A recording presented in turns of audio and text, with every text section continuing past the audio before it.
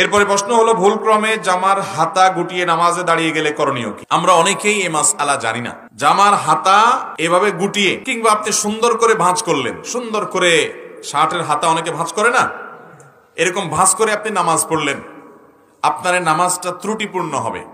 নবী করিম সাল্লাল্লাহু আলাইহি ওয়াসাল্লাম পরিষ্কার ভাবে নিষেধ করেছেন যেন জামার হাতা গুটিয়ে কেউ নামাজ না পড়ে।